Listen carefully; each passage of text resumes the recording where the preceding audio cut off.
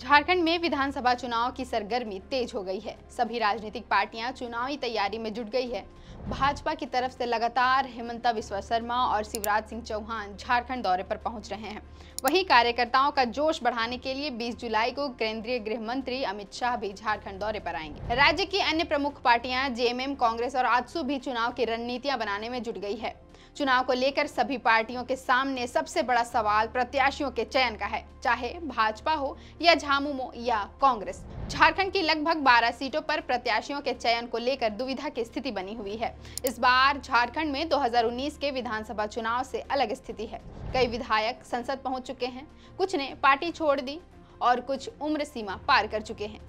जिन सीटों पर प्रत्याशियों को लेकर संशय की स्थिति बनी हुई है उनमें लोहरदगा, विशुनपुर, जामा, जमशेदपुर पूर्वी, हजारीबाग, बोरियो, मांडू, सिंदरी, बहरागोड़ा, मनोहरपुर, बाघमारा और शिकारीपाड़ा की सीटें शामिल हैं। भाजपा के लिए जमशेदपुर पूर्वी, बाघमारा, हजारीबाग, सिंदरी, मांडू, बहरागोड़ा की सीटों पर प्रत्याशियों के चयन में दबाव या परेशानी का सामना करना पड़ सकता है। जमशेदपुर पूर्वी से भाजपा रघुवर दास को टिकट देती थी, लेकिन इस बार वे उड़ीसा के राज्यपाल बन गए हैं।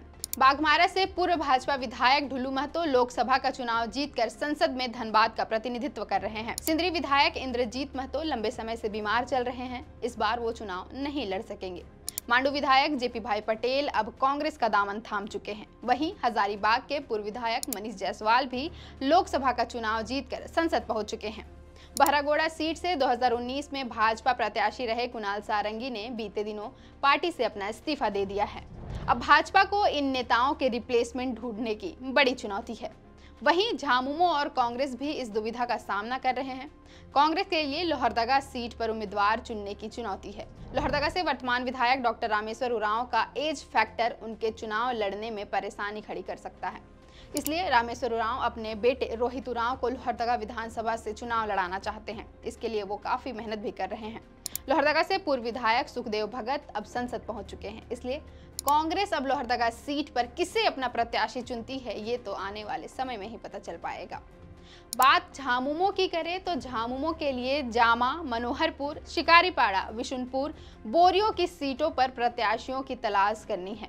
जामा से झामुमो की पूर्व विधायक सीता सोरेन ने अब भाजपा का दामन थाम लिया है। मनोहरपुर विधायक जोबा मांझी भी संसद पहुंच चुकी हैं।